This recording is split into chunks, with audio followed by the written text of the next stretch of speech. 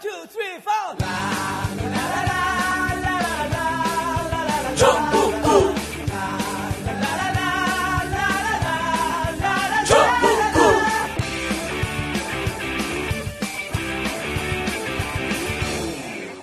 TBS TV 정봉주의 품격시대. 정치 시사에 대해 새로운 시각과 한 발 더 들어간 깊이 있는 분석. 월요일부터 금요일까지 오후 5시서부터 6시까지 생방송으로 진행됩니다. IPTV 채널 KT214번, SK272번, LG176번이나 혹은 TBS 홈페이지에서 시청할 수 있습니다. 단 하나의 정통 정치 팟캐스트 정봉재 정국구 시작하겠습니다. 자, 오늘 함께 하실 분 포털. 예, 안녕하세요. 최강욱입니다. 예. 힘들어요? 사는 게 힘드세요? 지금 살만합니다. 예, 그렇죠. 순실의 시대, 상실의 시대에도 충분히 살만하지. 예. 힘이 다 빠지신 것 같으세요. 예. 아니, 처음 저러다 이제 또 방송 들어가면 날라다녀요. 아, 그러시군요. 네. 자, 목소리 들어서 익히 짐작하시는 분들도 계시겠지만, 요즘, 상실의 시대, 순실의 시대, 살짝 속은 상하지만, 특수를 맞이하고 계신 황상민 교수님 자리하셨습니다. 네, 안녕하세요.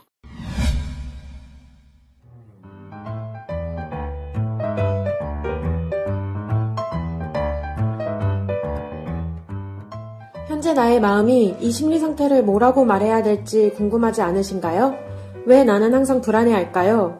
아니면 왜 나는 항상 붕붕 떠 있는데 실속은 없다는 느낌이 막연하게 들까요? 또는 나와 같이 사는 사람을 알다가도 모르겠다는 생각이 들 때가 있나요?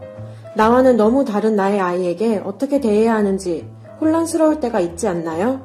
사랑스러운 나의 애인, 그의 속마음이 궁금하지는 않으신가요? 나는 도대체 어떤 사람이고 왜 지금의 그 고민들을 하는 것일까요? 나를 괴롭히는 고민에 대해서 누구나 말하는 돈, 경력, 그냥 하는 거야 인생 뭐 별거 있어? 같은 뻔한 답이 아닌 마치 나의 마음으로부터 나온 해결책을 찾도록 도와줄 수 있는 WPI 성격 심리 검사가 있습니다. WPI 성격 검사는 심리학자 황상민 박사가 10여 년을 걸쳐 개발한 성격 검사입니다. 나의 심리를 있는 그대로 스캔하여 나는 어떤 성향의 사람인지, 어떤 가치를 추구하며 살고 있는지를 뚜렷하게 나타내줍니다. 내 마음의 모습을 마주하면 내가 가진 문제와 그 해결에 대한 통찰을 얻을 수 있습니다.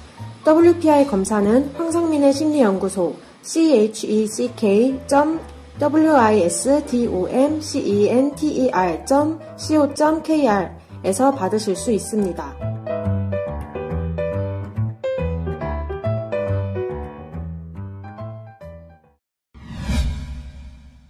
근데 교수라고 사람들이 안 부르고 그냥 황상민 박사님이라고 얘기해요. 예. 아니, 저는 왜 일부러 그랬어요? 아, 그렇습니까? 왜냐하면 감사합니다. 억울하게 교수에서 밀려났는데 밀려났던요. 잘렸는데 예. 정확하게 표현해야 돼요. 그래서 반드시 네. 이번 그 탄핵 이루고 네. 반드시 대학교 복귀하셔라. 그런데 저를 자른 연세대 정가병 총장은 지금 연세대 이제 명예 교수로 남아 있는데 저가 복귀해가지고 뭘 하죠? 복귀하셔야죠. 저도 이제 사면 복권돼 갖고 정치권 확 뒤집어 놓고 그러시려고요? 교수님도 들어가셔야 되고요. 그럼 자동방으로 되는 거 어떻게 될지 몰라도. 그런 기대를 하시는군요. 한 방에 교수님이 적십자사 총재를 해버리시면 좋지 않아요? 그런 이야기하면 그 인간하고 제가 비슷해지기 때문에 그렇게 살고 싶지는 않습니다. 아니, 새로운 시대의 상징으로 그런 인간이 했지만 이제는 적십자가 진짜 이런 일을 해야 된다. 그럼요. 권력 자리가 아니고 이게. 예? 차라리 MCM 회사를 제가 인수를 했습니다. MCM 회사는요 의혹이 많습니다. 그래요? 예, 왜냐하면 이 박근혜 대통령 와갖고 회사가 무척 잘 되는데요. 네. 특히 대중관계에서 중국 애들 무척 좋아하는 트렌드가 됐어요. 그렇죠. 그리고 이거는 추정컨대 권력 정권적 차원에서의 도움이 없이는요 중국 시장에서 힘있게 들어가지 못합니다. 예. 그래서 양국의 정치적 정상들이 각 나라 살릴 기업 누구로 찍어서 중국에 진출시키고 중국에서 좀 권력적 차원에서 밀어주고 거기 중국에서 진짜로 명품 취급을 한다면서요, 그걸. 그렇죠. 완전히 명품으로 인정을 해요. 그럼 또 때문에 손실 씨한테 MCN 가방을 선물을 할 텐데 그러니까 샤넬을 주로 받는 제가 이 얘기를 왜 하냐면 네. 진짜 최순실이 양아치처럼 해먹은 거예요. 그렇죠. 그러니까 이게 이렇게 해먹으라 그런 건 아니고 그렇게 부패한 권력들 내부에서 보면 이명박 이런 인간들이 보게 되면 저건 그냥 그 문방 뭡니까? 전방에서 예. 전방에서 끔 하나 훔치다가 걸린 거예요. 예. 전방을 통으로 털어 먹어야지. 그러니까 방산 비례 같은 거 하나 잡으면은 리베이트가 뭐 수천억 조단위 이렇게 가잖아요. 그래 이제까지 40년 동안 헤쳐먹은 놈들 입장에서 보면 이상한 찢기다 시켜갖고 지를 다 죽게 만든 거야. 네. 브랜드 하나 만들었고 중국 들어가잖아요. 그럼 무슨 이런 그 전방에서 끔 훔치고 새우깡 훔치고 그럽니까? 그런데 최순실 씨가 방산에도 손을 뻗쳤다는 소문이 있는데 예, 좀 나오고 이건 있죠. 지금 너무 예. 성급하게 너무 최순실 씨를 이거 조금 쉽이 보시는 거 아니신가요? 전 쉽게 볼 수 있어요. 아, 왜냐하면 그러세요? 방산에 들어가려면 전략적 마인드, 그리고 방산 전체를 이해하는 거. 그러니까 방산에 들어갔어도 옆에 있는 부스러기 떡고물 정도 먹은 것으로 그쳤을 것이다. 그렇게 보시면 예. 단지 지난 2, 3년 사이에 최순실 씨가 박근혜 이 권력을 내세워서 해먹었을 것이다라고 생각을 하시는 거지. 예. 40년 동안 나름대로 어떻게 보면 이 궁에서 쫓겨난 공주를 다시 국회의원으로 만들고 그리고 국회의원을 하면서도 대통령인 것 같은 마음으로 살게 하고 결국에 대통령을 만든 그 업적에 대해서는 상당히 무시하시는 거잖아요. 내가 평가절하 했다. 그렇죠. 알겠습니다. 그럼 저 접겠습니다. 다시. 아니면 접을 필요는 없어요. 방산 비리도 엄청 해먹었을 것이다. 죽을 때까지 탈탈 털자. 그렇죠. 예, 알겠습니다. 본 방송 들어가기 전에 잠깐 안내 말씀입니다. 박근혜 퇴진 정국이긴 하지만 송년회를 갖기로 했습니다. 정봉주와 미래 권력들 미건스와 전국구 애청자분들이 함께 2016년 연말 송년회를 갖습니다. 12월 11일 일요일 오후 4시 청담동 벙커 청담동 89-10에서 있습니다. 약간의 회비가 있을 거고요. 참석을 희망하시는 분들은 미건스 게시판이나 전국구 홈페이지 imtv.or.kr 게시판에서 신청해 주시기 바라겠습니다. 12월 11일 일요일 오후 4시에 뵙겠습니다. 그리고 청담동 벙커 대관 안내인데요. 948-1519, 948-1519로 연락 주시고요. 공연할 때는 약 한 200명 정도 수용하고요. 식사를 함께 하게 되면 한 150명 정도 되는 공간인데, 대관 문의 연락 주시기 바라겠습니다. 그리고 마찬가지로 전국구 광고 문의도 02-948-1519로 해주시기 바라겠습니다. 그리고 전국구 홈페이지인 imtv.or.kr 들어오시면요. 시사정보 유료 서비스인 한줄통신이 있습니다. 매시간 서너 번씩 시사 속보를 보내주는데 아주 유용합니다. 요즘처럼 기사가 쏟아질 때는 특히 더더욱 유용하고요. 월 10,000원인데 한줄통신 신청하시고 시사 박사 되시기 바라겠습니다. 마지막으로 전국구 공개방송 안내입니다. 매주 목요일 저녁 8시는 전국구 공개방송이 있습니다. 8시에 시작인데 자리가 미리 꽉 차니까 조금 일찍 한 1, 20분 전에 와주시면 감사하겠습니다. 방송도 보고 술도 커피도 한잔하고 또 방청객 몇 분을 추첨해서 세월호 어머니들이 공방에서 만든 아주 좋은 선물도 드립니다.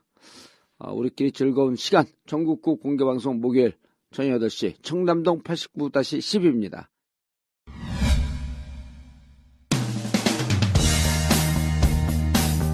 이명박근혜 정권 살기 힘들어도 너무 힘이 듭니다. 경제는 쪽박, 정치는 깨박, 국민 건강은 아작.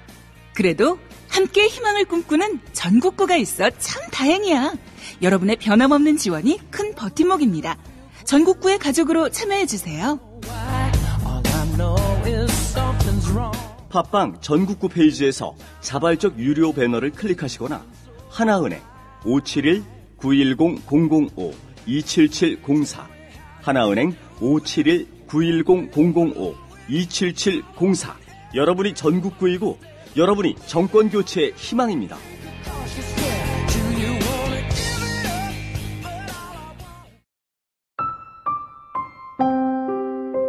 세월호 참사 벌써 잊으려 하는 것은 아니시죠? 이 죄 없는 어린 생명들의 죽음 앞에서 아무것도 해결해 놓은 것이 없는 우리는 모두 죄인된 마음입니다. 유가족들은 절망을 넘어 참담합니다. 이 가족들의 곁을 함께 지키겠다는 작은 다짐, 세월호 가족 지킴이. 여러분들의 따뜻한 정성과 후원으로 가족들은 많은 힘을 얻고 있습니다. 마지막까지 가족들의 손을 잡아주겠습니다. 인터넷 검색창에 세월호 가족 지킴이를 검색하세요. 여러분 한 분 한 분의 고마운 후원과 관심으로 가족들이 힘을 받고 있습니다. 세월호 가족 지킴이.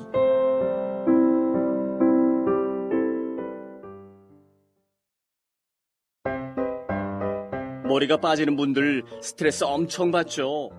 머리가 났다고 아무리 얘기를 해도 영 믿음이 가질 않습니다. 그런데 또 속았다 하는 심정으로 다시 시작해 보십시오. 하루 5,000원, 커피 한 잔 값으로 딱 3개월만 지나보면 눈앞에서 기적이 일어납니다. 궁금하신가요? 다음 카페에서 풍성교를 검색하세요. 아, 그리고 내년 1월 15일까지 자신의 변화하는 모습의 사진을 열심히 올리거나 댓글 달기 등 풍성교 카페 활동을 열심히 하시는 분들 4명 추첨해서 베트남 다낭 에어텔 여행권을 드립니다. 머리털도 나고 베트남 다낭도 가고 머리털 다낭. 자세한 내용은 다음 카페 풍성교를 참고하세요. 야, 이 부장! 네가 부장이면 땅이야? 뭐? 저 인간 저거 쟤 오늘도 술술 풀리고 안 먹고 회수 갔냐? 내일도 신체 상태로 출근하겠구만. 아유. 고려 생활건강 술술 풀리고 음주전 한포가 당신을 지켜드립니다. 특허받은 천연 유래 성분 숙취해소제 술술 풀리고를 은하계 최저가로 딴지마켓에서 만나보세요. 자, 교수님께서 여러 군데서 말씀을 좀 하셨는데요. 네.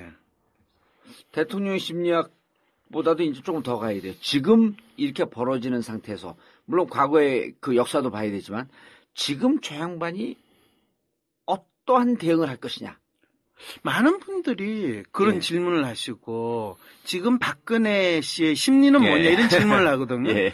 그런데 사실은 박근혜 씨의 심리는 아무 생각 없다. 네. 이 말 위에는 다른 게 필요 없어요. 그리고 그럼 어떤 대응을 할 거냐라고 네. 할 때 여러분들이 박근혜 씨를 저는 꼭두각 씨라고 분석을 이미 몇 년 전에 했거든요. 네. 여러 차례 방송에서도 그렇죠. 얘기했었죠. 여러 차례 했습니다. 예. 그런데 꼭두각 씨가 어떤 행동을 할 거냐. 그 질문을 던지면 답은 뭐예요? 꼭두각시를 움직이는 사람이 따를 것이다. 그렇죠. 그럴 때 질문은 그러면 박근혜라는 꼭두각시를 조종하는 사람들은 어떤 심리에 있을까? 이 질문을 해야지. 꼭두각시의 심리가 뭐냐? 이 질문을 하면 질문 자체가 잘못된 거예요. 그리고 질문이 잘못되면 우시려고 그래. 우시려고. 그렇죠. 너무 속상하시고. 질문을 잘못하면 답을 할 수가 없는데 이게 말이 됩니까? 예. 전 요즘에 사람들이 진짜 이 상황을 정확하게 알 수 있는 질문을 때려야 되는데 엉뚱한 걸 계속 문질고 있고 엉뚱한 걸 물어보니까 교수님 좀 조금 안타깝죠. 선회를 해주시자면 말하자면 그 꼭두각시 조종사가 그렇죠. 감옥에 가 있으니 이제 꼭두각시는 어떻게 되는 거냐 이런 의미도 이것도 참 있잖아요. 꼭두각시 조종하는 사람이 한 사람일 거라고 생각을 했을 때 그렇죠. 그 한 사람 빠지면 그럼 꼭두각시는 죽은 듯이 뭐 프로포폴 맞고 뭐 잠자야 됩니까? 아니잖아요. 꼭두각시는 집단적으로 그들의 이해를 근거로 해서 그 말씀하시는 집단적으로 거죠. 움직이고 있었다. 아니죠. 꼭두각시 조정하는 사람들은 예. 한 사람이 빠지면 또 다른 사람이 대타로 들어가고 또 그 주위에 있는 사람이 그때 발라붙는다라는 그 현상을 이해하셔야 된다는 거죠. 그게 더 중요하군요. 이 상황을 정확히 꿰뚫고 계신 거네. 그렇죠. 그래서 지금 기본적으로 꼭두각시 옆에 있는 가장 대표적인 사람 누구 있어요? 비서실장으로 들어간 한광호. 그다음에 우리가 김기춘 씨가 기본적으로 꼭두각시 조정을 섀도우 조종자. 네, 조종자를 하는데 그분은 뭐라고 주장을 했어요? 나 최순실 모른다. 내가 뭘 한다고 그러냐? 근데 그분은 기본적으로 공작 정치의 대마왕이고 그렇죠. 수십 년 동안 이분은 입만 열면 자기는 모른다. 자기는 안 했다. 라는 것이 그분의 기본적인 표현 방식이거든요. 맞아요. 야, 교수님 분석 중에 김기춘을 정면으로 치고 들어간 다른 방송은 없었죠? 저한테 아무도 안 물어봤어요. 누가 꼭두각시 섀도우 조정자인지. 예. 그러니까 우리 이 전국구가 정말 있어서 다행이에요. 아, 그래요? 예. 이렇게 수준 높은 질문을 우리가 하는 줄, 우리가 그 질문하고도, 주여, 과연 이 질문을 우리가 했습니까? 깜짝 놀랐어요. 질문 저거 있어요. 그랬어요? 아니, 질문은, 저 질문도 뭐, 금방 가져가 깔때기를 쓰시면, 저 어떡합니까? 저 질문하려 답하러 바빠요. 맞아요. 교수님, 예. 같이 나눠 먹고 살죠. 뭐, 질문하셨으니까 제가 뭐라고 답을 주세요. 조종사들의 심리. 그래서 사실은 지금 조종사가 누구냐라는 것을 정확하게 파악하는 것이 박근혜 그 다음에 어떤 액션을 취할 것이냐에 대한 정확한 이 예측이 가능한데 지금 조종사가 사실은 얼마 전에 법무부 장관 사표 내고 민정수석 사표 냈는데 그 다음에 대타 조종사가 누가 될 거냐 이 부분이거든요. 이럴 때 이제 딱 여러분들이 만일 한강욱 비서실장 그 다음에 김기춘 씨라면 그 다음에 누구를 대타로 낼 수 있을까요? 누구나 예상하길 뭐 법무부 장관하고 최재경 씨가 사표를 내고 나서 민정수석이 사표를 내고 나서 지금 내각에 있는 다른 몇 사람이 사표를 더 내고 청와대에서 수석 비서관 중에서 몇 사람이 사표를 내는 일이 벌어진다면 적어도 일주일 안에 벌어진다면 많은 경우에는 그것이 26일 이 온 국민의 뭐 지금까지 대한민국 역사상 최고의 촛불 이 시위였다. 그거에 의해서 여파에서 박근혜 씨가 사퇴하는 수순을 가지려고 한다라는 해석을 충분히 사람들은 하겠죠. 그런데 만일 그렇지 않은 상태에서 청와대는 그 다음에는 특별하게 해명조차도 별로 안 나타나고 그냥 그대로 간다라고 하면 이거는 꼭두각 씨를 조종하는 사람이 그냥 내가 더 이상 조종하고 대응할 필요 없이 끝까지 그냥 날씨가 더 추워져가지고 나오는 사람이 줄어들기를 기다리는 게 무대응이 최상책이다라는 전법으로 전환을 했다라고 볼 수가 있는 거죠. 그냥 청와대가 특별한 대응 없이 쭉 가면은 저절로 촛불이 꺼지길 기다리고 있다. 그렇죠. 국회에서 탄핵을 개시한다고 한다 하더라도 여전히 청와대에서는 대응할 이유가 없어요. 그래요? 그럼요.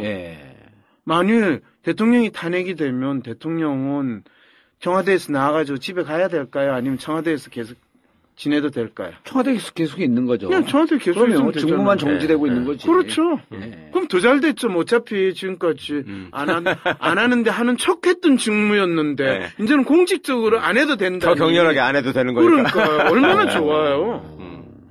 뭘 걱정하세요?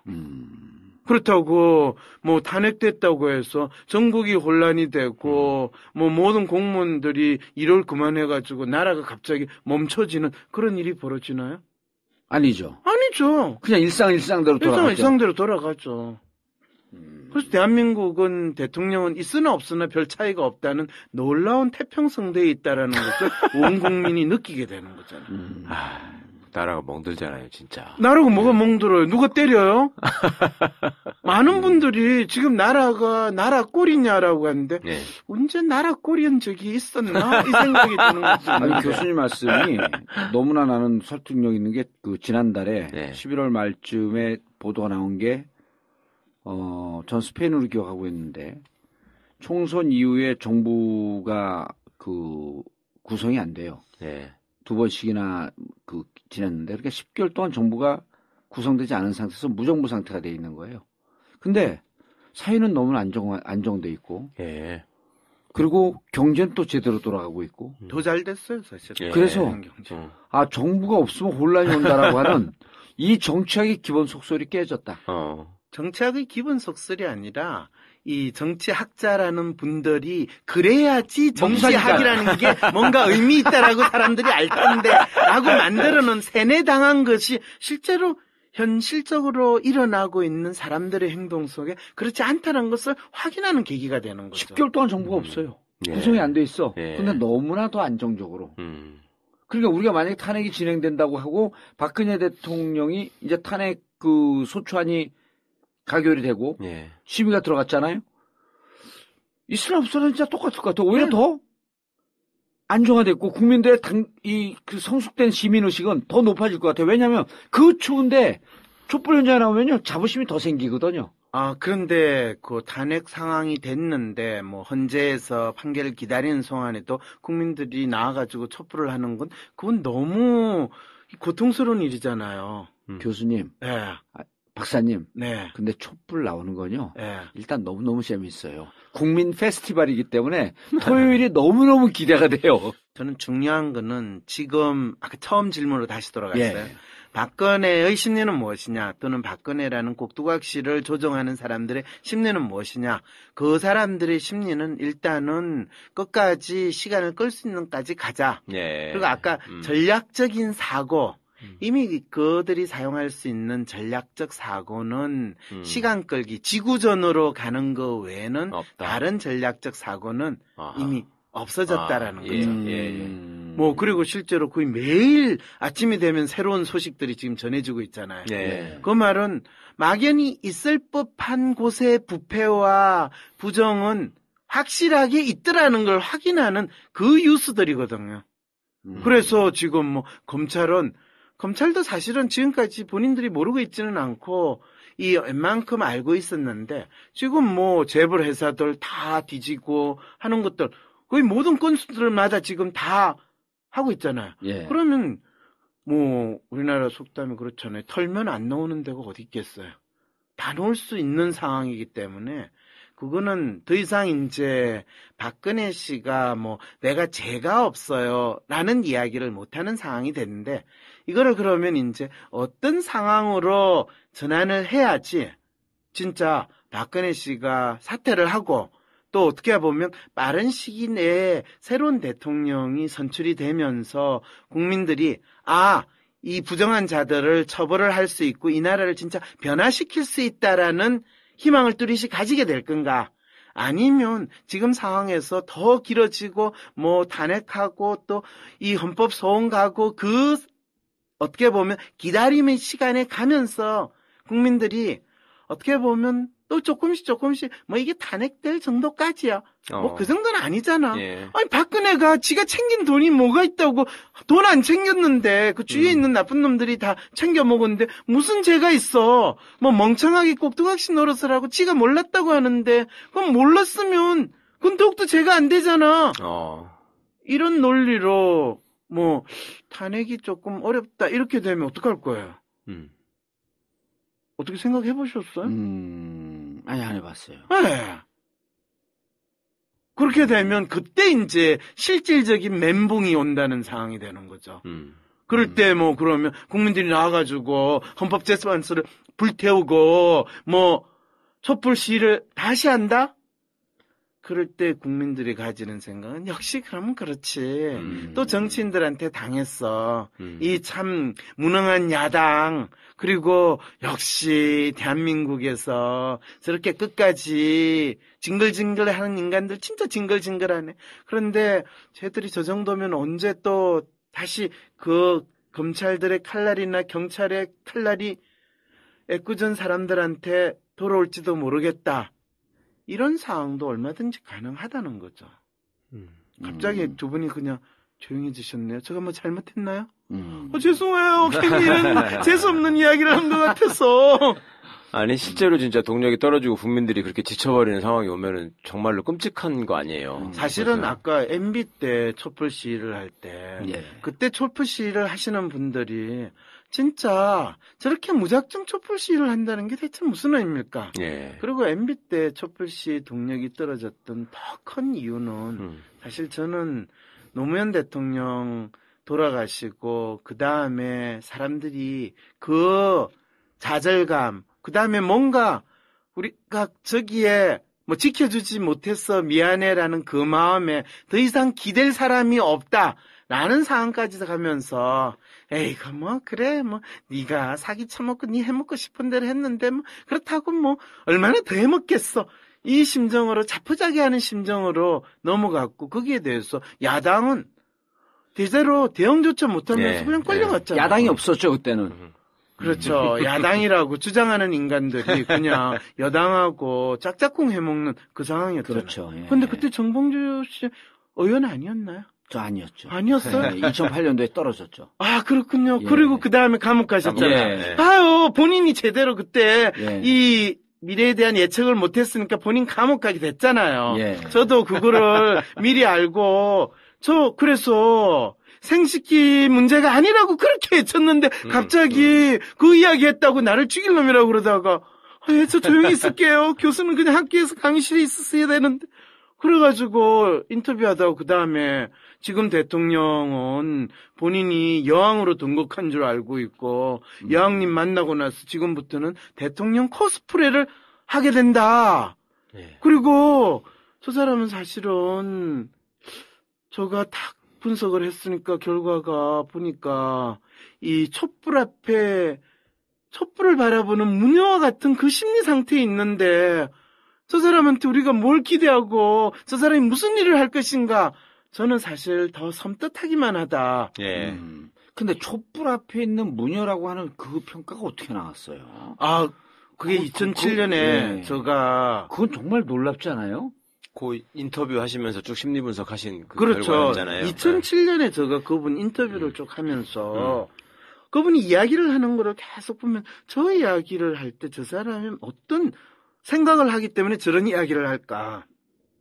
그런데 재미있는 거는 보통 우리가 사람들이 자기 이야기를 할 때는 그게 생각에 기반해서 나오는 생각이 예. 나오고 그리고 그 사람이 어떤 생각을 하고 있다는 그 사람 얼굴 표정으로도 확인을 할 수 있고 말을 하면서 그 본인의 머릿속에 있는 생각이 얼굴 표정하고 연결되는 것이 자연스럽게 나와요. 근데 이분이 이야기를 하는 걸 보니까 이야기는 하는데 자기 생각이 아니라는 것을 너무나 느낌이 오는 거예요. 네. 그럼 마치 보통 우리가 그 전 보러 가면 제가 전 보러 간혹 잘 가거든요. 네. 왜냐하면 제가 심리학자로서 네, 같은 그쪽들도 일종의 신이 내린 심리학자니까. 신이 내린 심리학자가 아니고요. 네, 신이 내린 척하는? 아니 본인들이 이제 그걸 제가 이제 뭘 물어보면 뭐라고 이야기하면 그걸 대체 무슨 근거로 이야기를 하세요? 그러면 대개는 동자신이 이야기를 했다든지 한미신이 이야기했다고 하면서 그 사람이 이야기를 할 때 그 모습을 제가 보면 마치 누군가로부터 이야기를 듣고 그거를 자기가 전달해 주는 듯한 그 제스처와 그거를 앉아서 이야기를 해요. 그런데 정확하게 박근혜 씨 하고 이야기를 하는데 그때 박근혜 후보였죠. 한나라당 경선. 딱 그 얼굴 표정과 그 톤으로 이야기를 하고 있는 거예요. 우리 무녀를 만났을 때 했던 그 모습으로. 네, 그래서 내가 어디서 저 소리가 들리나 이러면서 이제 살펴보는데 어디서 뭐 마이크로 그 사람한테 이야기를 전달하는 게 아닌데 그런 톤으로 이야기를 하고 얼굴 표정이 안 바뀌어요. 자기가 나름대로 자기가 중요하다고 이야기를 하는데도. 그래서 저는 누군가가 보이지 않게 저 사람한테 이야기를 쫙 하는구나. 그럼 저거를 뭐라고 표현해야 되냐. 그럴 때 그때 촛불을 앞에 둔 그때는 무녀라고 제가 표현을 하면 너무 좀 경박해 보일까봐 좀 있어 보이게 여사제의 느낌을 신전에서 신으로부터 뭔가 이야기를 듣고 이야기를 하는 그 사람 그거는 마치 어느 딴 세상에 서의 메시지를 받는 거 그걸 그냥 전달하는 그 사람인데 저 사람의 얼굴 표정이나 행동을 딱 보면 딱 그 여사제의 모습이에요. 근데 그 한말로 하면 무녀거든요. 그래서 저 사람은 이빈지는 촛불을 앞에 둔 무녀인데 만일 저 사람이 대한민국의 정치 지도자로 나선다면 국민들은 대체 어떤 상태로 저 사람의 메시지를 받아들여야 하나. 그리고 저 사람은 자기가 이야기를 하면서 자기가 무슨 메시지를 전달하는지 알고나 있을까? 왜냐면 되게 그 신들린 무당 같은 사람은 이야기를 하면서 나중에 무슨 이야기 했냐면 자기는 모른다고. 자기는 그냥 뭐 누가 시키는 대로 이야기를 했을 뿐이다. 이렇게 그렇죠. 이야기하고. 그런 상황이면 저 사람이 앞으로 무슨 소리를 하든지 간에 그게 지도 무슨 소리인지 모르는 이야기를 국민들이 들어야 되는 그 상황이 벌어지니까 이거 참 황당하다. 이 생각을 해서 이제 대통령 코스프레를 하게 될 겁니다. 이렇게 이야기를 한 거죠. 인터뷰에서. 그랬더니 뭐 거의 한 1년쯤 지나서 저 친구하고 이야기하다가 그 친구가 청와대에 아는 녀석들이 있었는데 그 녀석이 황 교수하고 내 친구라며 그랬어. 내가 알아. 뭐 이랬더니, 뭐 안 그래도 이 촛불 앞에 있는 무녀라는 이야기를 했다고 그 자식 죽이겠다고. 너 찍어놓고 있다더라. 네. 그런 이야기를 하게. 아니 왜? 몰라. 근데 더 이상한 거는 황 교수가 그걸 어떻게 알았지? 어머머. 이런 이야기를 했다는 거야. 야 그건 뭔 소리야? 그랬더니 나도 몰라. 걔네들이 그러더라. 그러고 지나갔어요. 그러니까 뒤에 최순실이라고 하는 이 조종자가 있었다는 걸 한 교수님이 알고서 얘기했을 것이다. 그럼 모르겠어요. 그런데 사실은 제가 이게 무슨 무녀 세상이었고 그 사람이 얘기한 게 그 사람 그런 얘기한 게 맞나 아니면 누군가 지시한 건가 이 생각밖에 없으니. 그리고 사실은 지시를 한 것이 최순실이 쭉 해온 게 아니라 이 정윤회 씨가 사실은 지시를 쭉 해왔는데 네. 그 부분에 대해서 지금 언론에서도 사실은 정윤회 씨 이야기는 거의 언급을 하지 않잖아요. 네. 심지어 정윤회 씨조차 이 중앙일보에 인터뷰를 할 때 전 그 이야기는 너무 재밌어요. 네. 자기가 관리를 할 때는 그런 일이 없었다. 그런 일이 없었는데 사실은 이 뭔가가 스탠스가 막 헷갈린다라는 걸 언제부터 제가 느끼기 시작했냐면 정윤회 씨하고 이 최순실 씨가 뜬금없이 이혼했다라는 게 나왔을 때 이게 뭔가가 이상하다 그 생각이 들었는데 저는 실제로 최순실 씨는 그냥 그 이후로도 조용히 있고 정윤회 씨가 더욱더 컨트롤을 잘하고 있을 거라는 그 생각을 했는데 조금 갸우뚱했거든요. 그때부터 조금 행보가 이상했었나 봐. 스탠스가 이게 엇갈리기 시작했어요. 그래서 그게 아마 십상시 문건 나오고 나서 얼마 안 돼서 2014년 중후반부터 그러니까요. 십상시 문건 그때 최순실 씨하고 이혼했다라는 게 그 이후에 나왔던 저 대충 그 시점으로 생각을 하고 있었거든요. 그런데 김기춘 씨가 그때 국회에서 나와가지고 어떤 질문은 자기는 정윤회를 잘 모르고 뭐 그런 일이 없다. 그렇게 발언을 하고 또 어떤 분이 뭐 정윤회 씨가 그 경고망동하는 거 그런 일에 대해서 잘 관리하세요. 그랬더니 이분이 뜬금없이 정윤회의 경고망동을 잘 관리하겠습니다. 자기가 조금 전에 발언을 할 때는 정윤회 씨는 그런 일이 없고 개입을 안 했다라고 이야기했는데 그 언급하는 사람이 정윤회 씨의 경고망동을 잘 관리하라고 그랬더니 자기가 정윤회에 잘 주의를 주겠다고 응답을 하는 걸 보고 오 마이 갓. 이거분이 약간 착각을 해가 말려들었던 것 같아요. 김기춘 씨가. 근데 김기춘 씨가 그와 비슷한 멘트를 세월호 멘트 할 때도 비슷한 신호를 보였거든요. 예를 들면요. 이 대통령이 그 시간에 어디 계셨냐. 그랬더니 김기춘 씨가 뭐라 하냐. 자기는 모른다. 라고 했어요. 그랬었죠. 그게 비서실장이면 그리고 그분이 이 공직 생활로 평생을 보낸 사람이면 그리고 거짓말하는 것이 기본 장기인데 당연히 그때 본관에서 근무 중이었다라고 이야기해도 누가 그거에 대해서 의문을 안 가지고 너무 캐묻지를 못하거든요. 그럼 그거로 끝났지. 그렇죠. 7시간이 가려져 버렸지. 그런데 비서실장이 모른다라고 이야기를 한 거예요. 그게 습관이 됐으니까.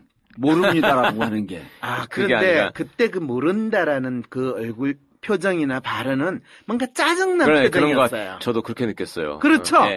제가 보면서 저 뭔 일이 있구만. 저 사람 알고 있는데 말은 못하고 왜 이런 일이 벌어지는가 짜증스러워. 이런 마음에서 저렇게 표현했구나. 그러니까 뭔가 자기가 배제돼가지고 홧김에 내지르는 말처럼 들리더라고요. 짜증스러운 말로 했어요. 여기 최 변호사도 이제 도사가 다 돼가지고. 그때는 진짜 이상했어요. 왜냐면 그거는 공직 생활을 조금이라도 한 사람이면 왜냐면 공직 생활을 한 사람은 그 상황에서 본인이 알든 모르든 간에 그렇죠. 그냥 아주 정답과 같은 이야기를 하는 리얼리스트의 원단을 보이거든요.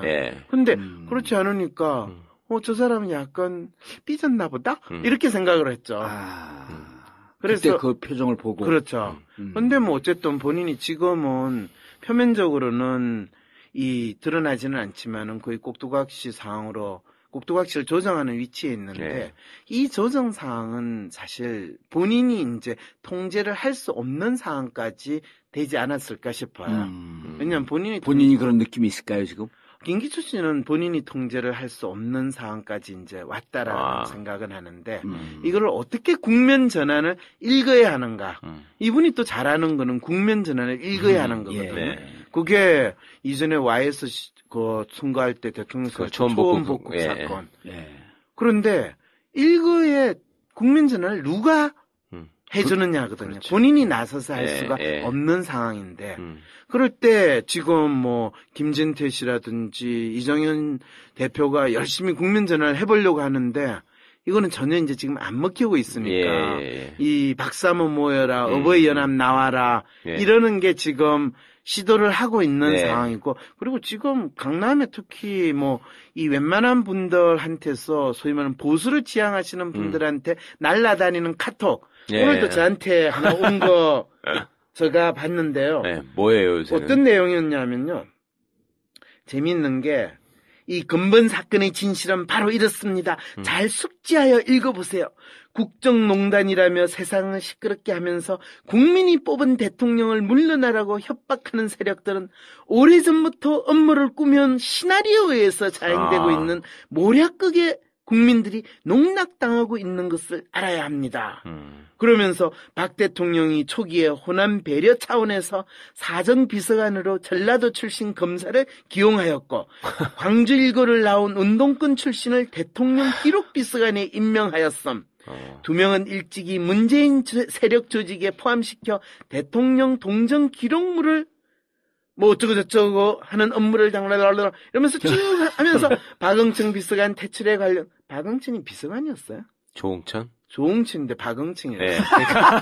뭔지 알겠죠? 이분들의 수준. 예, 우병우가 아니라 누구 우상호 나와라? 어디 가서 그랬죠 그거를? 그렇죠. 그리고 뭐 중앙일보 기자한테 알려 JTBC로 하여금 보도케 하고 문재인은 조선일보 회장과 수차례 만나 대권 협조에 협조하라는 요청하였고 뭐 공안부서에 호남 판검사를 배치하고 어쩌고 저쩌고 하면서 끝에 어떻게 된지 알아요? 이 천문학적 시위 비용을 어디서 어떻게 누가 조달하여 시위를 이끌어가는지 수사를 해야 된다. 이거 옛날에 MB가 잘 쓰던 그 촛불값이 어디서 나냐. 예. 그러면서 박근혜는 최순실에게 국정을 상의한 죄가 있다고 돌멩이를 맞고 있다. 근데 문재인은 이북의 김정일에게 국정을 상의한 죄는 도대체 뭘로 묻겠다는 건가? 뭐 이런 식의 이야기를 하면서 맨 마지막에 여러분들 주변 분들께 특히 자녀분들 10명 이상 전달 부탁드립니다.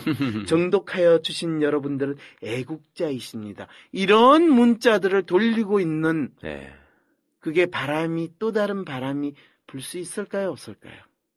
예. 아마 이 방송 듣는 거 저런 무슨 미친 소리를 하고 있냐. 저 사람들을 정신병자 병동에 집어넣든지 아니면 환교소 상담을 좀 해주든지 뭐 이런 이야기를 하실 수도 있겠지만은 분명히 이런 분들이 대한민국에서 돈도 좀 있고 여전히 뭐 샤이 박근혜 운운하면서 나오지 않는 그 분들이다라고 주장하는 상황에 우리는 있다는 거죠. 예, 알겠습니다. 그 상황에 있지만 그래도 광고는 좀 듣고 예, 그럼 넘어가도록 하겠습니다.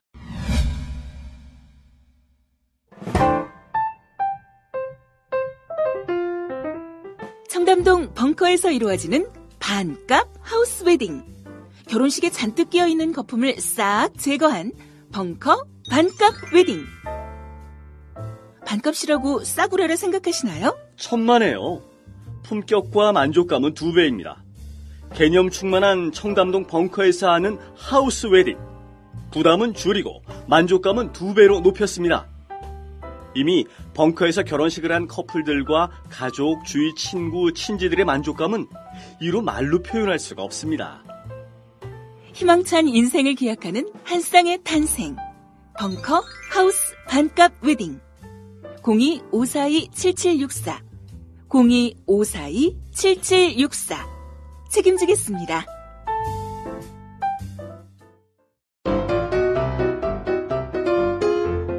요즘 어떤 비대가 좋아? 애플 비대. 애플 뭐? 애플 비대. 애플 비대. 애플 비대? 못 들어봤는데 그게 왜 좋아? 3년 동안 AS가 공짜야. 3년 동안? 그래, 3년 동안 AS 공짜. 애플 비대는 무상 3년 AS를 보장합니다. 지금 인터넷 검색창에 애플 비데를 검색해보세요. 아, 잠시만. 무슨 비데라고? 애플 비데.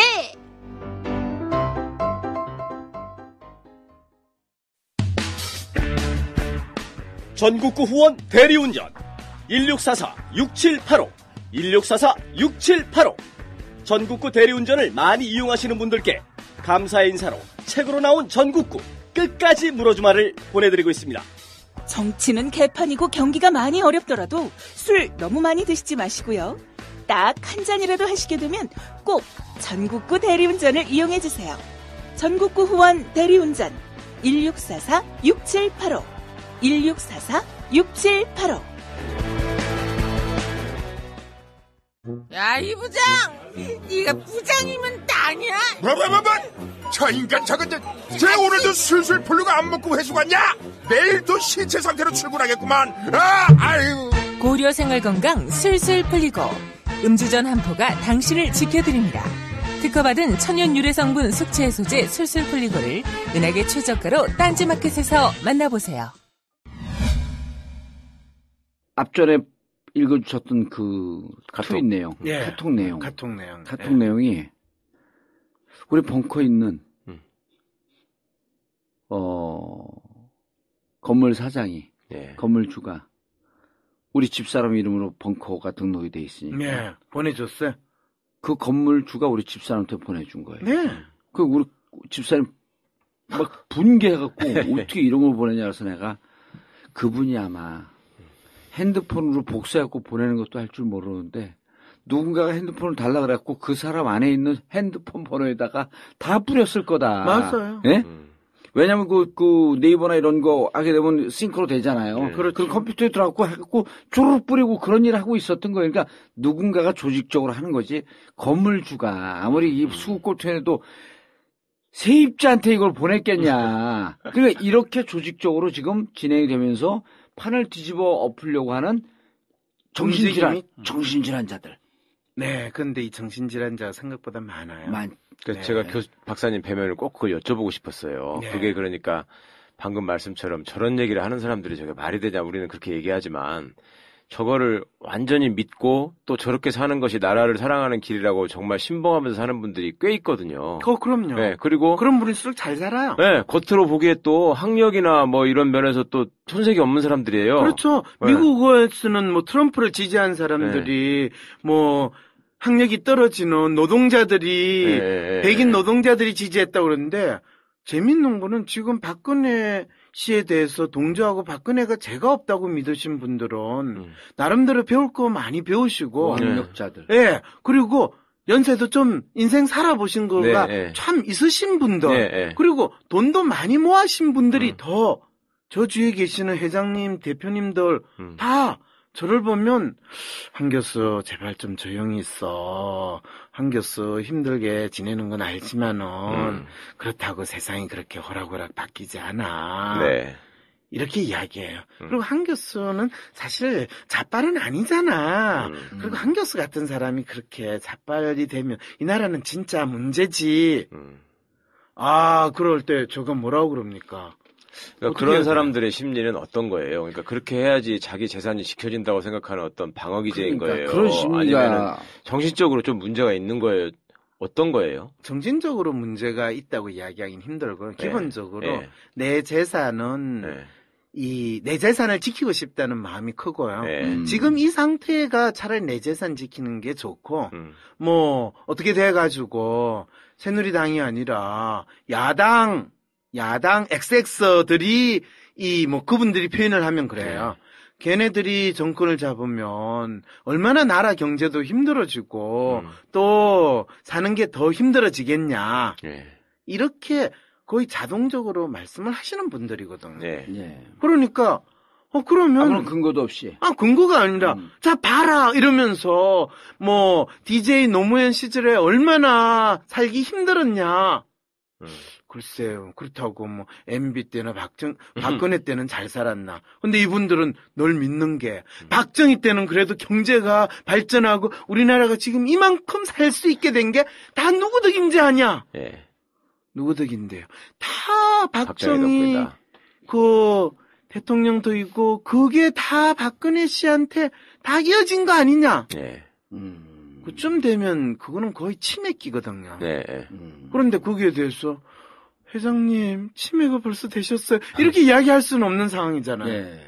그러니까 그 사람들은 왜 그런 거예요? 애초에 확증 편향적인 어떤 자기 심리 상태가 있어서 그냥 조그마한 단서를 가지고 자기 편하게 그쪽으로 빨려버리는 거예요. 그렇죠. 원래 그렇게 태어난 거예요, 그러면? 아니요, 태어난 게 아니죠. 네. 성장하는 과정 속에서. 네. 당신이 믿고 싶은 걸 믿었는데, 네. 그분들이 나름대로 지금 한국 사회에서 네. 성공한 위치에 있잖아요. 글쎄요. 네. 그러니까 성공한 위치는 자기가 생각하고 행동했던 것이 옳았다라는 것을 증명하잖아요.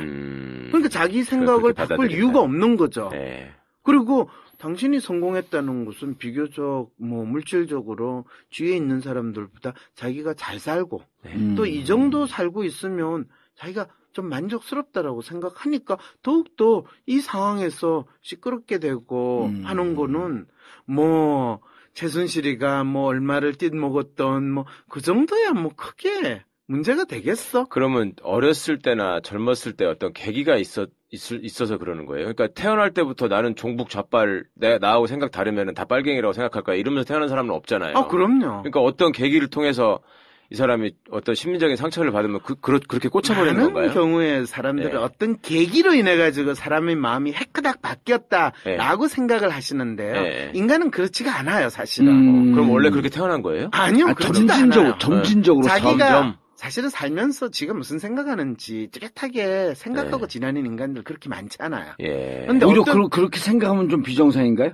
비정상이고 살기 힘들죠. 그래서 대부분의 한국 네. 사람들은 아무 생각 없이 살아요. 네. 근데 어느 순간에 너 누구 편이야? 너 어떻게 할래? 이럴 때 이제 눈치를 탁 보죠. 그럴 때 자기한테 영양가 있는 대로 탁 옮겨 타요. 또 그쪽으로 저 그쪽이거든요. 이렇게 되는 거죠. 네. 그럼 그쪽에서 저도 별 생각 없이 살다가. 아, 그럼요. 그런데 그쪽에서 하는데 조금 영양가 있는 게 생겼으면 이게 맞는 거야. 네. 내가 잘 선택했어. 이렇게 되는 거죠. 그런데 그 정도의 차이는 있지 않습니까? 예를 들어서 강남에 살면서 네. 조선일보를 보면서 네. 맹목적으로 선거 때만 되면 무조건 새누리당을 지지하고 네. 자식들한테도 새누리당 하지 않으면 너네 용돈을 끊겠다. 네. 이렇게 얘기하지만 네. 실제로 살 때 보면 굉장히 예의 바르고 나름대로 어려운 사람에 대해서 베풀 줄도 알고 이런 사람들이 네. 선거 때만 되면 그러는 사람들이 일부 있고요. 제가 보기에. 아니 그러면 또 지금 네. 두 가지 전혀 관계없는 걸 연결시켰다는 거 아시죠? 예. 강남에 살고 또 조선일보를 선거 때 일본을 찍고 조선일보를 보는 거하고 어려울 때 남을 돕고 참 예의 바르게 사는 거하고는 전혀 달라요. 아, 물론 다른데 네, 제가 그런데- 듣고 싶었던 건 뭐냐면요. 그러니까 네. 쉽게 말하면 온건한 소위 수국골통이 있고 완전 아스팔트 가가지고 온갖 사람들한테 행패를 부리는 그렇죠. 아스팔트 이 차이는- 가가지고 온갖 행패를 부리는 수국 꼴통 늙은 할배들. 그분들은 생계형 수국 꼴통 코스프레를 하시는 거예요. 만약에 그쪽에서 3만 원 일당을 줬는데 진보 진영에서 4만 원 주고 이쪽으로 오나요? 그렇죠. 정봉주 의원이 가가지고 자 여기 모이세요. 자네가 여기는 돈도 많으니까 야 이쪽으로 5만 원 오고. 줍니다. 그러면 그분들 당장 이쪽으로 모이죠. 그럼 이제 또 저쪽에서 부를 거 아니야? 무슨 5만 원이야? 우리 6만 원. 그쪽은 그 짓 아니에요. 왜냐면 그 바보 같은 짓이거든요. 그러니까 그게 지금 네. 이 정몽주 의원이 모으는 데 있어서 한계가 있다는 거예요. 네. 실제로 그분들은 저 사람들이 나와가지고 아까 말하는 이 상당히 상식 밖의 행동을 네네, 하는 네. 거의 저 돈을 위해서라면 내 영혼과 몸을 팔겠다라고 하시는 분들은 2만 원 정도면 되거든요. 네. 그러니까 2만 원짜리는 예. 2만 원으로 그냥 2, 3만 원쯤 하고 네. 그래서 우리는 조그맣고 1,000원 더 쓰면 이쪽으로 올까요? 당근이죠. 근데 안 하잖아요. 일단. 아니 하고 싶어요. 벼랑간에 그 사람들 이쪽으로 오게 하기 위해서 한번 해볼게요. 아스팔트 진보를 만들기 위해서 모금하고 아니, 그렇죠. 아주 그런 거 말고 교수님. 예를 들어서 똑같은 이대 교수예요. 네. 그런데 어떤 사람은 학생이 저렇게 시위를 하고 총장을 나가라고 하는 것 자체가 세상의 질서를 뒤흔든 일이라서 학생의 도리가 아니다. 저렇게 하면 안 된다. 그렇죠. 이렇게 생각하는 보수적인 사람이 있을 수 있고요. 자, 그런데요. 또, 예. 지금 그분이 예. 저는 항상 그분이 그때 학생들이 데모하고 있을 때 예.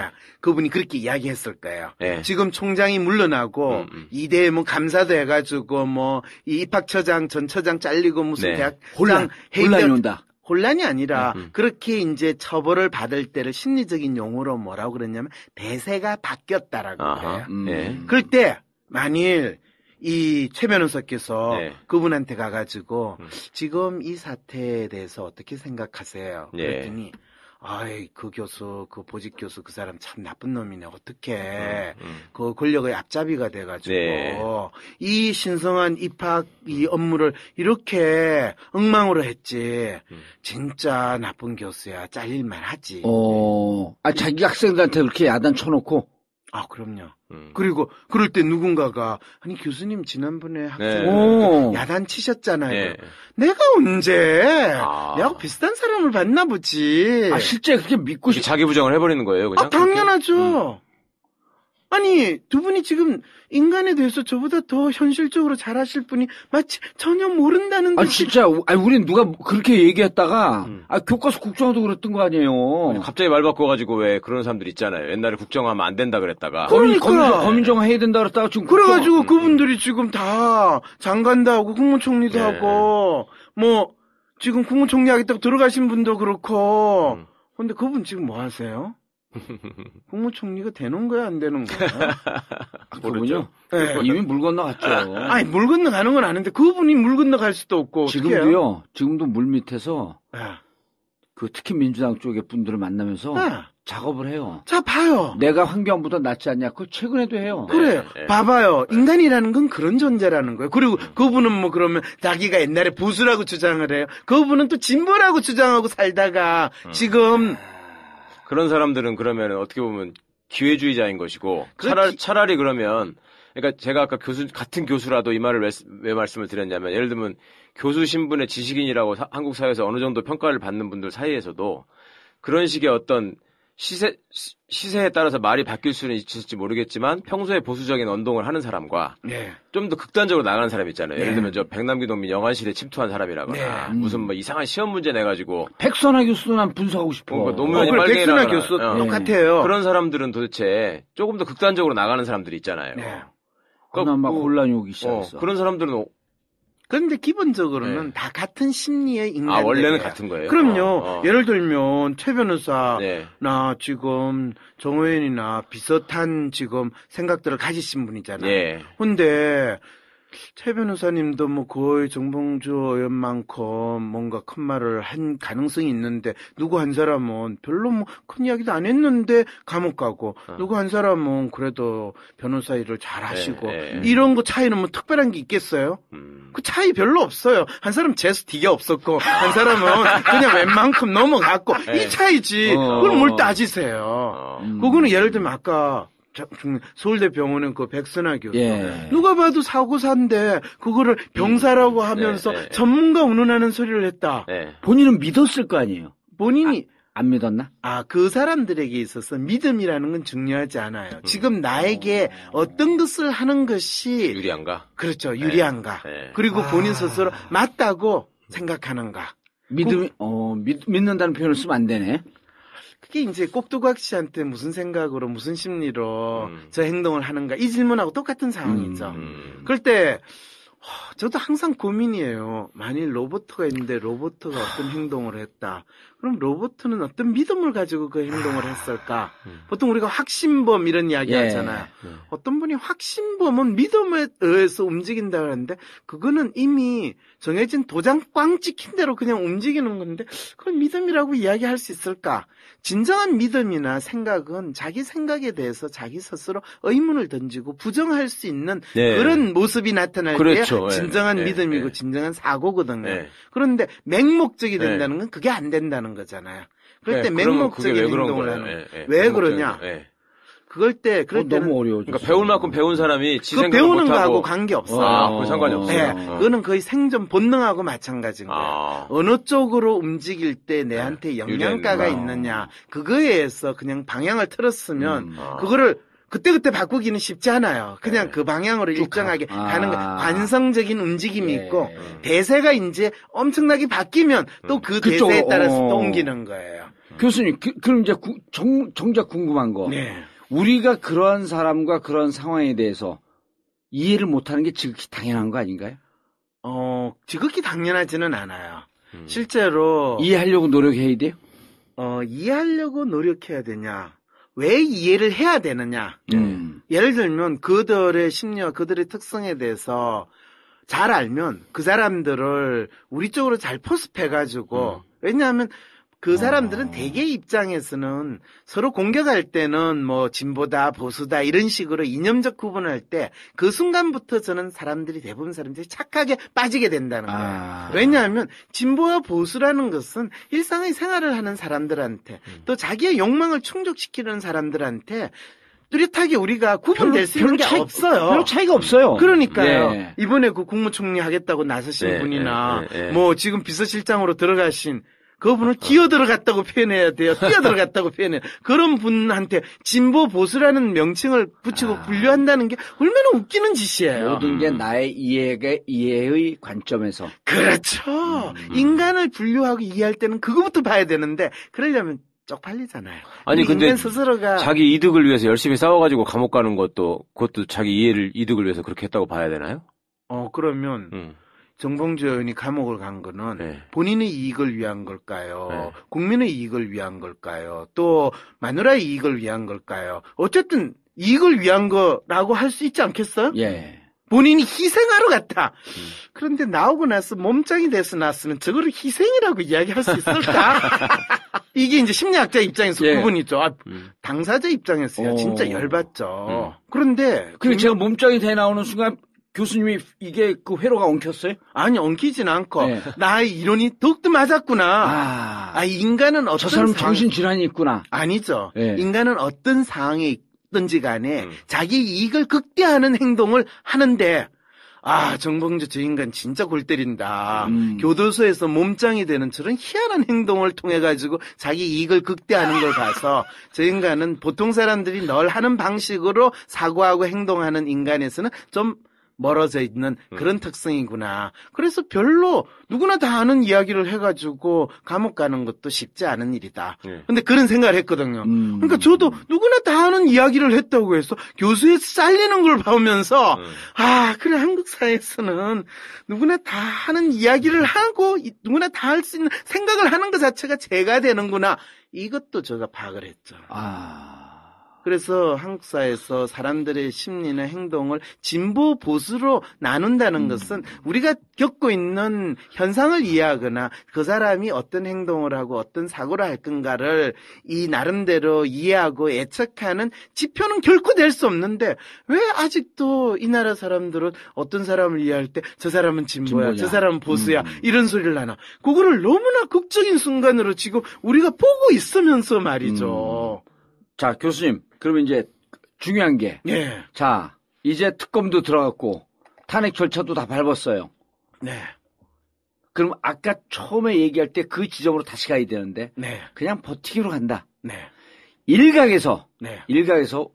그 카톡으로 많이 돌잖아요. SNS도 많이 도는데 아주 지극히 상식적인 사람들이 저러다 청와대 안에서 극단적인 선택을 하지 않을까. 네.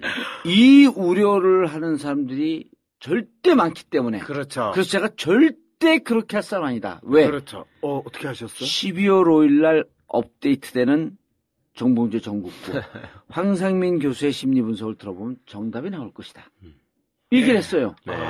정확하게 보셨네요. 뭘 정확하게 봤냐면요. 사실은 제가 그런 문의를 상당히 많이 받았어요. 그럴 때 제가 단칼에 뭐냐 하면, 자살을 생각하거나 그런 사람들은 자기 자신에 대해서 이 상당한 에고를 가지고 있고, 또 자기의 정체성에 대해서 극단적인 사고를 할 수 있는 사람이다. 사실은 노무현 대통령이 돌아가시기 며칠 전에 일본 지지통신 기자가 저한테 전화를 해서 물어봤어요. 너 다이따료가 혹시 극단적인 행동을 할 수 있지 않느냐, 어떻게 보느냐. 그때 제가 가슴이 덜컹했어요. 절대로 그런 일이 일어나면 안 된다. 그리고 그거 일어난다면 너무너무 가슴 아픈 일이기 때문에 나는 그렇게 생각하고 싶지 않다. 그러면서 나는 그 기자는 조금 느낌이 왔었던 거예요? 그럼요. 그 기자는 그래서 일본 사람들 사무라이 정신 뭐 이러면서 그런 행동을 할 가능성 너무 수치스러운 상태로 자기를 몰아넣기 때문에 그럴 수 있고 자기가 모든 걸 다 가져가겠다라는 근데 노무현 대통령이 아이디얼리스트 성향이 강하기 때문에 예. 그런 부분에 대해서 제가 두려워가지고 그러면 결코 안 된다. 왜? 이거를 극단적인 이 벼랑 끝에 몰린 상황에서 참고 견뎌야지 그 다음에 어떻게 보면 이 수모를 갚을 수 있다라는 생각으로 저는 아니다라고 막 주장을 했어요. 그런데 딱 마음속의 진심은? 마음 진심은 위험할 수 있다. 네. 그런데 그걸 전 인정하고 싶지 않았어요. 근데 사흘 후에 네. 그 일이 벌어지고 나니까 와, 어떻게 제가 할 줄 모르는 느낌이 든 거예요. 그런데 이번에 어떤 분이 그걸 묻길래 제가 웃었어요. 너무나 그런 극단적인 일이 일어나기를 어쩌면 많은 국민들은 바랄지 모른다. 그리고 그분을 위해서도 마치 아버지의 신화를 유지할 수 있는 상황일지도 모른다. 왜냐하면 그분이 살아있는 한은 박정희 대통령을 중심으로 만들어진 대한민국의 근현대사의 신화는 유지될 수 있는데 그분이 죽으면 그 신화는 박정희 대통령의 신화는 유지될 수 있을 또 다른 신화가 만들어지겠지만은 네. 그분이 살아있으면 살아있는 한 그 신화는 계속 이 망가지는 상황이 될 테니까 그분의 역사적 운명은 끝까지 살아가지고 이 적폐를 완전히 일소하는데 그렇죠. 아버지가 만들어 놓은 그 미신과 같은 신화를 국민들의 머릿속에 이제는 그걸 경험했던 분부터 시작해서 전혀 경험하지 않고 역사로 세뇌당했던 그 세대까지 깨끗하게 지워질 수 있는 역할을 하는 것이 그분의 역사적 소명이다. 라는 이야기를 했어요. 저 그분이 극단적인 선택을 하는 걸 바랄까요? 아니면 그분의 역사적 소명을 이루기를 바랄까요? 소명을 이루셔야죠. 그럼요. 대통령까지 했는데. 일구의 대통령을 하는가는 별 중요하지 않아요. 예, 본인은 평생 아마 궁에서 나온 이후로 다시 그 집에 내가 돌아가는 것이 내가 살아가는 이유라고 생각을 했고 그냥 자기 집에 온 거죠. 그럼요. 대통령이 된 게 아니고. 그럼요. 그렇기 때문에 그 소명을 완수하셔야 돼요. 예. 그러면 마치고 궁에서 나갈 때는 나갈 때도 여전히 자기는 궁에 있는 사람이라고 생각하면서 사는 거예요? 그렇죠. 그리고 그 궁에 있는 이제 우리가 옛날 영화 같은데 이렇게 보잖아요. 그래갖고 궁에서 나가고 초가집에서 사는데 삼성동에 있는 집은 초가집이 아니에요. 아니 이를테면 이제 거기 근데 이제 민가에서 사는 거 아니에요. 뭐 그렇죠. 민가에 사는 이게 거죠. 탄핵되면 대통령 예우에 관한 법률로 보호를 하나요, 안 하나요? 하죠, 당연히. 탄핵돼도요? 아니, 탄핵되면은 예우를 안 하게 돼 있습니다. 예. 경호를 안 해요? 그래도 경호는 할 거예요. 아니죠. 대통령 예우에 관한 법률을 적용 배제 대상이 그래 탄핵이 되면 맞아요. 네. 그럼 뭐 그럼 이제 그때는 이런 현상이 벌어질 것 같아요. 제 추정이 맞는지. 나왔는데 탄핵이 됐어요. 그럼 나왔어. 내가 왕인데 이 집이 내가 청와대랑 똑같아로 사는데 점점 왕이나 공주였었던 이 상황으로부터 그냥 민간이라고 현실로 돌아가는 순간 여기에서 극심한 정신적 혼란이 오면서 그러니까 이 의학적 멘붕 그러니까 뇌가 살짝 이상해지면서 자기의 환상 속에서만 내가 공주라고 하는 삶을 살면서 생을 마감할 가능성이 있지 않겠느냐. 진짜 정봉주 의원은 이 사람에 대한 이해가 떨어지시네요. 실제로 인간은 그렇게 약하지가 않아요. 아, 그래요? 그럼요. 마지막 황제. 아주 이성적이고 양심적인 사람만 이렇게 약한 것으로 끝나나? 그런데 사실은 이분이 대통령 끝나고든 아니면 탄핵이 되든 아니면 그 전에 나오시게 되더라도 생활하는 거에서는 별 큰 차이가 없을 거예요. 자기 심리적으로. 네, 심리적으로. 왜냐하면 그냥 공주로 있다. 그렇죠. 대통령으로 계속 있고 그리고 그 상태를 제가 이제 이분이 발달 장애의 심리 상태를 그대로 유지했는데 그는 자기만의 세계 속에서 나오지 않고 항상 그걸 유지하고 싶은 거거든요. 근데 그 세계는 본인이 사춘기가 거의 끝나가는 17세 내지 18세 정도에서 이 머물러 있는 상태로 자기가 믿고 싶은 거를 그대로 유지하는 거죠. 그 상태에서 딱 멈춰서. 그렇죠. 오죽했으면 최순실 씨가 모시고 있으면서 지가 아직도 공정가다 이런 이야기를 그때 국회의원 하는 무렵에 했다잖아요. 정확하게 제가 예측했던 대로 돼요. 그러면 그분이 그러면 청와대에서 나와가지고 살면서 고통스러웠냐? 약간 별로 고통스러워하지 않아요. 주위에 있는 사람들이 고통스러워요. 근데 뭐 어차피 뭐 주위에서 모시는 분들은 월급 받고 지내니까 별로 그거에 대해서도 상관없는 거죠. 이 사람한테 현실 인식을 기대한다는 것 자체가 지금 불가능한 상황이에요. 바로 아니 이런 거죠. 현실 인식을 기대한다는 것 자체가 불가능한 게 아니고 이 사람을 사람으로 보는 것 자체가 불가능한 거죠. 그건 좀 심하시고요. 어떤 분들은 지금 최 변호사님처럼 그분을 제대로 현실 인식을 시키게 할 수 있는 뭐 치료법은 없냐 저한테 그 질문을 해요. 그런데 그분이 현실 인식을 하는 것이 누구에게 좋습니까라는 질문을 제가 다시 던져요. 만일 그분이 현실 인식을 하게 되면 어떤 상태에 빠지는지 알아요? 그때 멘붕 상태예요. 그때 고통스러워. 그때 정신질환이 올 수가 있겠죠. 그렇죠. 그래서 이분 같은 경우는 자기가 깨지 말고 그렇죠. 17살의 나이로 계속 사는 거야. 그렇죠. 그냥. 계속 공주로 여왕으로 자기는 대통령 수준이 아니라 여왕으로 그냥 쭉 가는 그것이 이분이 사는 거예요. 그래서 주사를 계속 맞으면서 그 심리 상태와 그 미모를 유지하는 것이 자기의 존재하는 절대적인 이유로 바뀌는 거예요. 그러니까 지금도 그렇게 웃고 다니는 그러니까 이 심리학에서 사람들이 늙지 않으려고 하는 이 강박관념을 일종의 피터팬 신드롬이라고 하는 표현도 있잖아요. 네. 본인의 얼굴에 이렇게 주사를 계속 맞는 게 나는 17살 그때의 모습으로 있어야 되는 게 거울로 그대로 보여야 되는 거예요. 뭐 그렇게까지 이야기하면 제가 뭐 할 말은 없는데요. 제가 교수님의 박사님의 심리학과 그다음에 제가 알고 있는 이 성형 지식을 상당히 그 접목시켜갖고 임상 심리학적으로 분석한 겁니다. 그걸 야매 심리학. 완전 야매 진짜. 예. 그래서 요즘 야매가 대세예요. 비정상의 정상, 그렇죠. 야매의 정상화. 그렇죠. 사실은 우리는 야매 대통령을 모시고 있었던 거고, 그렇죠. 그리고 진짜. 야매가 두 사람이 있으면 뭐가 진짜인지를 헷갈리기도 힘들거든. 그리고 야매가 또 짝퉁이 사실 괜찮아요, 때때로는. 그리고 짝퉁이 훨씬 더 매력적이에요. 이런 소리 넣으면 이제 진짜 돌아버리죠. 네. 그런 상황에서 사실은 걱정은 돼요. 많은 분들이 저분을 뭐 심리치료를 받아야 되지 않느냐 그러는데 저는 개인적으로 안 하는 게 좋다. 예, 안 하는 게 본인이 심리치료를 받겠다고 하면 그거에 대해서 뭐 저가 시간을 내서라도 심리 상담도 해드릴 수 있는데 근데 그분이 오래 사시고 또 본인이 늙어가는 거에 대한 그 두려운 상황을 직면하게 되는 그 고통을 겪지 않게 하시려면 그냥 심리치료하지 말고 심리치료 그 상태로 그대로 두는 것이 낫고 또 그분이 지금 계속 그분한테 너가 지금 무슨 죄를 진지를 아느냐 네가 결정을 내려라 그러는데 그거는 진짜 너무 심한 폭력이에요. 자기가 결정을 내릴 수 없는데 결정을 내리라면 어떡해. 그러니까 불가능을 계속 요구하는. 차라리 누군가가 그분한테 쪽지를 전해주는 거야. 하야. 아니죠. 비밀스럽게 순실이로부터 온 연락입니다. 그래서 묻지도 말고 따지도 말고 여기 하셔야죠. 있는 대로 하십시오. 이렇게 해가지고 거기에서 사퇴하세요. 라고 하면서 그냥 그럼 언제 사퇴하나요? 물어봐 주세요. 그럼 그 다음날에 다시 가능하면 밤늦게 몰래 도망쳐 나오세요.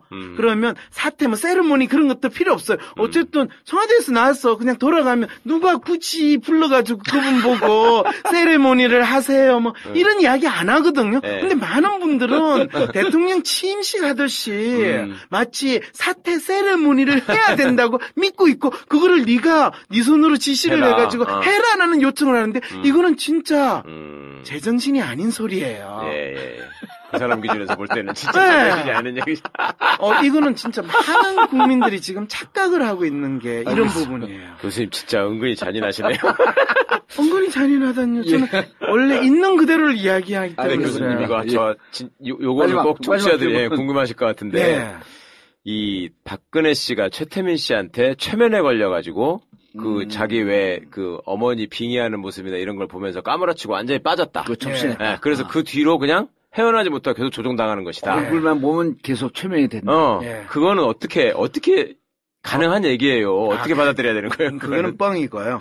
실제로 이 박근혜 씨가 최태민 씨를 만났을 때 네. 최태민 씨에 대해서 상당히 매력을 느끼고 네. 또 최태민 씨한테 이 사람 말이 맞다라든지 내가 믿을만하다라는 절대적인 믿음을 가질 이유가 충분히 있어요. 왜 왜 그러냐면요. 네. 예를 들면 최 변호사가 네. 박근혜 씨 그때 유신 시절에 네. 박정희 대통령의 딸을 만났으면 네. 그 두 사람이 최 변호사가 박근혜 씨한테 공손하게 그래도 눈치 봐가면서 조심스럽게 이야기를 했을 것 같아요. 그렇죠. 쫄아서 그렇게 얘기했겠죠. 아시겠죠? 예. 그러면 최태민 씨는 쫄아서 이야기했을까요? 영희 씨, 제가 어젯밤에 어머니로부터 어머니한테 이런 말씀을 들었습니다. 애야, 너 지금 너 앞에 있는 사람 말은 무조건 들어라. 왜냐? 너는 아시아에서 최초의 여성 대통령이 될 거라는 것을 내가 이 사람을 통해서 전달을 한다. 말 들어? 이렇게 이야기했을 때 박근혜 씨는 그 최태민 씨를 어떻게 생각할까? 깜짝 놀랐겠네. 한 번도 그렇게 해본 사람이 그런 없잖아. 사람을 처음 본 거지. 이제 아시겠죠? 예. 이 사람이 대체 어떤 사람이 내한테 이렇게 이야기를 할까?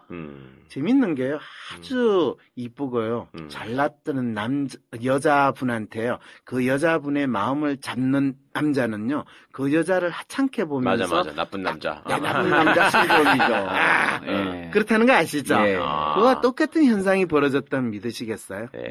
그러니까 최태민 어차피 이판사판이고 완전히 잡놈이니까 그 만난 한번 배팅한 거네. 그렇죠. 배팅했는데 배팅도 먹어준 거야. 그리고 그거를 구분을 못할 정도로 상당히 어쩌보면 순진하고 세상 물정을 모르는 여자였다라는 거. 그때 이미 13, 14년 동안 궁에 갇혀갖고 세상 물정을 모르고. 그렇죠.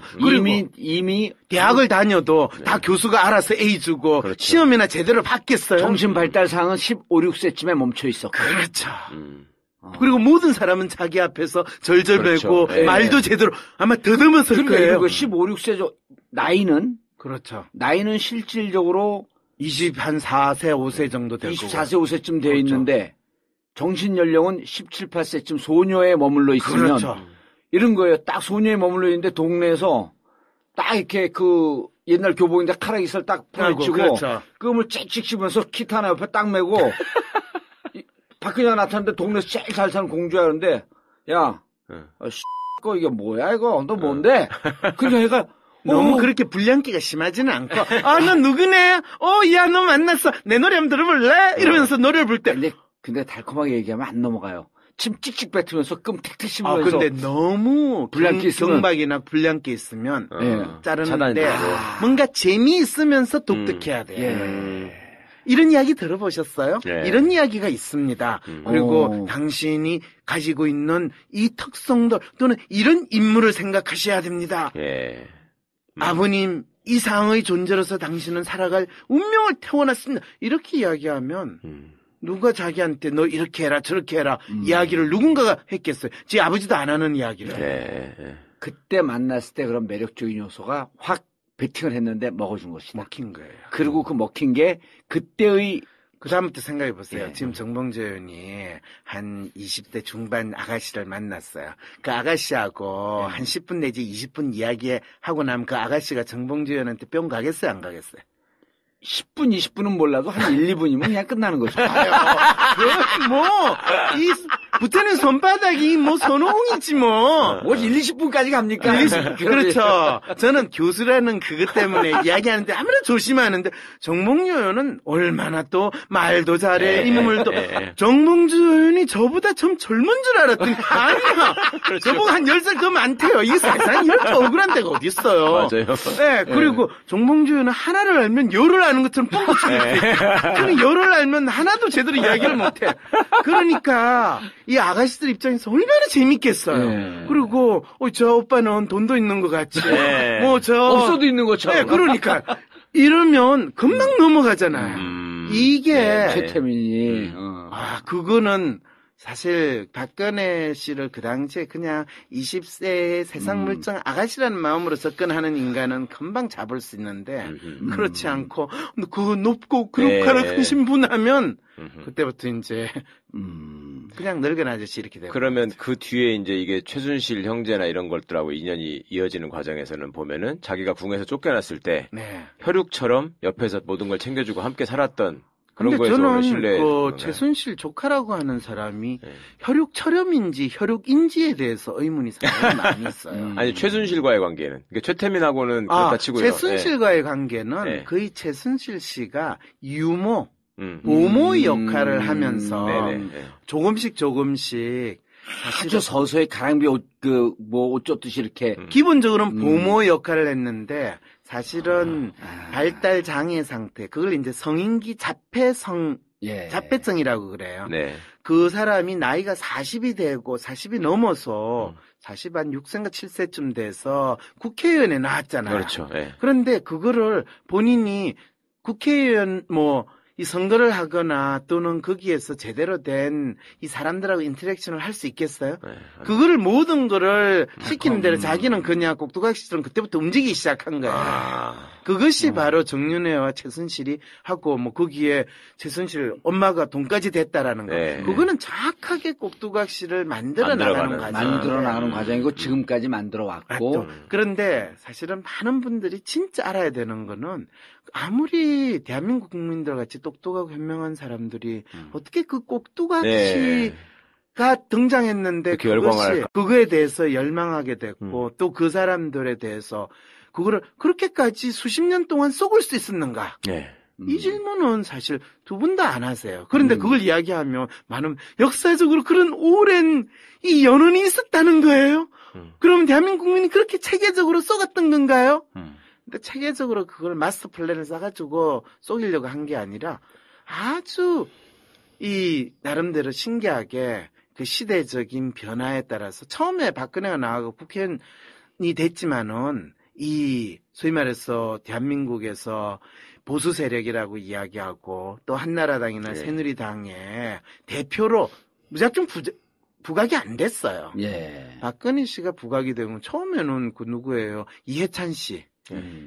이해창 씨죠. 이해창 씨가 선거에서 떨어지고 그 다음에 노무현 대통령이 되고 나서 노무현 대통령이 탄핵이 되고 나서 박근혜 씨는 의미 있는 국회의원으로 의미 있는 정치인으로 부각이 됐는데 그 전까지는 정치인을 했어도 대한민국 국민들이 박근혜 씨를 통해 가지고 어떤 대한민국의 미래가 될 만한 능력이 있는 사람이라는 이런 착각에 들어가지가 않았어요.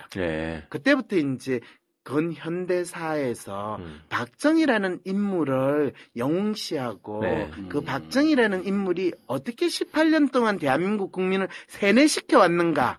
그 세뇌된 이 흔적과 그 모습이 지금 대한민국에서 50대 이상의 사람들한테 어떤 사고와 행동 방식으로 남아있는가에 대해서 그 대한민국 사람들이 제대로 인식하지 못했기 때문에 너무나 자연스럽게 박정희의 딸이니까 저 사람은 박정희가 보여줬던 그런 카리스마와 능력을 보일 것이다라는 믿음을 받아들이는 거죠.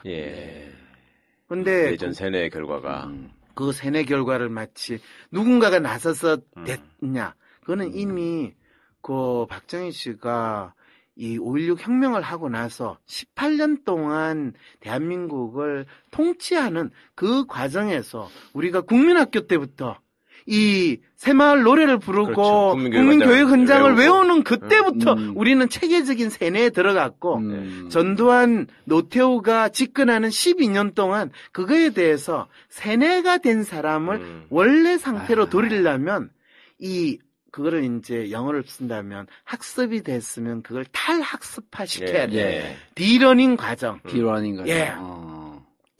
그걸 시켜야 되는데 대한민국의 역사에서 그 디러닝 하는 과정이 없었어요. 박정희가 죽고 나서 12년 동안 전두환과 노태우 동안 YS가 민주화를 한다고 하지만은 그거는 박정희가 만들어놨던 그 디러닝이 아니라 그냥 전두환 노태우를 단죄하는 거로 마치 민주화를 시킨다고 사람들한테 현혹을 시킨 거예요. 그리고 더 놀라운 건 DJ와 이 노무현 노무현 대통령이 집권하는 10년 동안은 일제히 앞잡이들, 일제히 잔재들 그러면서 노무현 대통령만이 박정희의 그 통치와 박정희의 이 국정과는 다른 방식으로 하겠다라고 그냥 막연히 이분이 나서는 바람에 결국에는 당신이 하고자 하는 걸 이루지도 못하고 더 역설적으로 박정희의 향수를 부각시키게 되는 그 결과를 초래해버렸다는 거죠. 이것이 대한민국 사람들의 마음속에 지난 10년 사이에 일어났던 것이 결국에는 박근혜 씨를 대통령으로 결국엔 만드는 계기가 됐다는 거죠.